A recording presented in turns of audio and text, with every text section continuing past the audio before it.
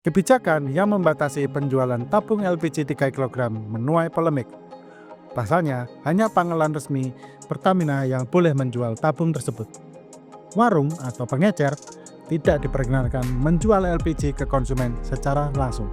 Alasan utama Menteri ESDM Bahlil Lahadalia menaikkan aturan ini adalah sebagai respon atas lonjakan harga karena maraknya praktik permainan harga oleh oknum. Jika benar demikian, mengapa terjadi polemik di masyarakat? Seperti apa keramaian masyarakat membahas aturan ini? Simak selengkapnya dalam Melek Politik melalui analisis Netre Media Monitoring bersama saya Ananditya Paradi.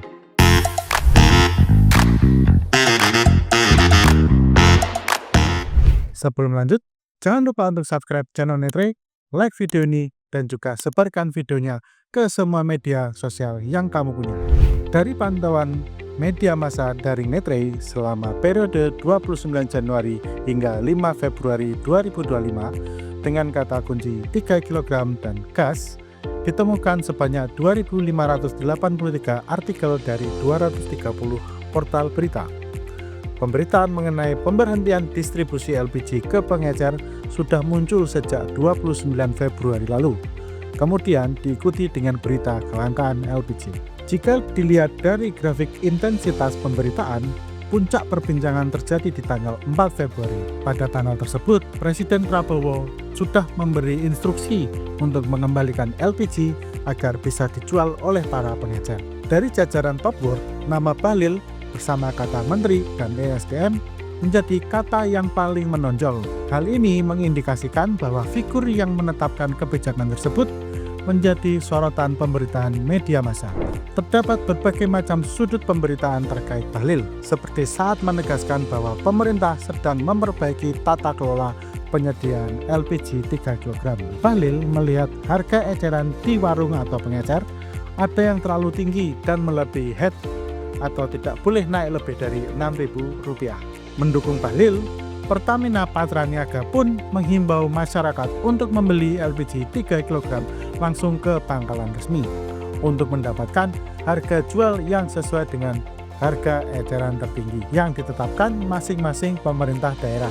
Tanggapan kontra atas kebijakan ini dalam media adalah pendapat pengamat ekonomi Fahmi Radi dan pengusaha Adityan Rahman yang menyatakan bahwa kebijakan Bahlil akan mematikan pengusaha kecil dan menyulitkan masyarakat. Sikap yang sama juga datang dari anggota DPR khususnya Ketua Komisi 12 DPR RI, Sugeng Suparwoto. Menurutnya, kebijakan yang dikeluarkan Bahlil sangat mendadak tanpa melalui uji coba langsung memotong rantai distribusi sehingga menimbulkan kekacauan. Imbas dari kebijakan ini yakni terjadi kelangkaan stok gas melon di banyak daerah. Kelangkaan tersebut tampak terjadi di Jakarta, Tangerang, Semarang, Bantul, hingga Kute, Bali. Akibatnya, warga yang harus antre berjam-jam ini protes. Bahkan ada yang meninggal karena kelelahan. Di sisi lain, Migas Watch menilai kelangkaan ini justru karena adanya mafia migas. Dugaan keterlibatan mafia terlihat dari adanya distribusi gas yang tidak merata, hingga indikasi penimbunan gas dan permainan harga. Dari ulasan artikel-artikel di atas, selama periode pemantauan Kompas menjadi portal yang paling banyak memberitakan terkait topik. Lalu selanjutnya ada portal Suara dan Detik. Warganet media sosial X juga turut mengkritik kebijakan pemerintah yang dampaknya dirasa cukup memberatkan masyarakat. Melalui kata kunci LPG, 3, dan gas dan LPG, Netre menemukan sebanyak 146,6 ribu unggahan yang mendominasi perbincangan. Perbincangan dengan sentimen negatif lebih dominan dibanding dengan sentimen positifnya. Seperti contoh opini warganet berikut yang menganggap pemerintah tidak matang menyiapkan kebijakan ini dan dirasa tidak memikirkan bagaimana susahnya akses masyarakat di pelosok maupun pedalaman. Di balik warganet yang mengkritik, opini Ganjar Pranowo seolah menengahi keadaan dengan memberikan informasi terkait kemudahan mendapat LPG 3 kg lewat website mypertamina.id. Sementara itu, Said Didu menyoroti secara umum bahwa pemerintah Prabowo tidak bisa bekerja untuk rakyat karena dibegal loyalis Jokowi, termasuk salah satunya menyabotase LPG 3 kg. Kemudian, ujaran kekecewaan yang tampak dituliskan beberapa akun seperti @heralops, @bangmadin, @tiganakula, dan @kangmanto123 menyebut nama Bahlil dengan ujaran yang merendahkan seperti kata balul atau balil yang berarti bodoh. Kekecewaan warganet juga terangkum dalam beberapa tagar. Pertama, ada tagar peringatan darurat yang berisi gambaran berbagai masalah yang muncul sejak pemerintahan Prabowo, mulai dari program pendidikan dan kesehatan, upah karyawan, makan bergizi gratis, lambat dibayar, stok bensin swasta habis berminggu-minggu, hingga tarik ulur subsidi LPG 3 kg. Kedua adalah tagar Indonesia Gelap.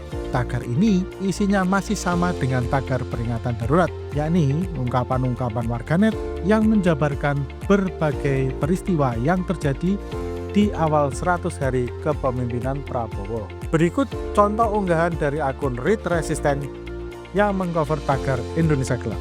Setelah banyaknya narasi protes bergejolak di masyarakat, akhirnya Presiden Prabowo menginstruksikan Menteri ESDM Bahlil untuk memastikan masyarakat tidak kesulitan menjangkau LPG 3 kg. Bahlil pun mengubah kebijakan dengan mengalihkan pengecer menjadi subpangkalan. Para pengecer pun dihimbau agar mendaftar melalui aplikasi merchant apps pangkalan supaya memperoleh status subpangkalan resmi. Keputusan ini pun kembali dinyinyiri warganet. Mereka mengungkapkan bahwa keputusan Prabowo ini sebagai fake heroism atau pahlawan kesiangan, sebab harus menunggu rakyatnya meninggal karena kelamaan antri baru turun instruksi. Seperti opini dari akun @alfati_indonesia dan @johnsitorus_18. Namun di sisi lain ada juga beberapa warganet yang merasa berterima kasih karena Prabowo telah menyelamatkan nasib rakyat dan memberikan saran untuk menertibkan pengecer sebagai mitra resmi. Opini pro ini diungkapkan oleh akun @abah dan @partai_sosmed. Berikut akun-akun yang paling banyak menarik perhatian warganet. Pertama, ada Theodi99 yang memperoleh impresi 8,4 ribu kali. Lalu kedua ditempati akun Geral Yustiadi dengan 8.000 impresi, dan ketiga @kangrusuh dengan 5,4 ribu kali.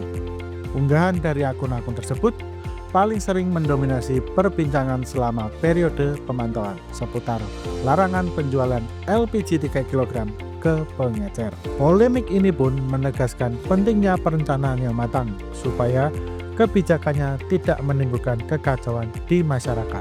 Nah, itu tadi ulasan keramaian terkait polemik LPG 3 kg. Menurut Netre Friends, gimana nih? Apakah kalian sepakat kalau kebijakan dari Menteri Bahlil kurang matang? Yuk tulis komentar kalian pada kolom di bawah ya. Sekian dulu Melek Politik kali ini. Saya Ananditya pamit. Sampai jumpa di episode Melek Politik selanjutnya. Oh iya, buat Netre Friends yang mau coba riset data atau isu yang lagi viral, kalian bisa coba riset di Netre Media Monitoring gratis. Yuk buruan cobain, linknya ada di sini. See you.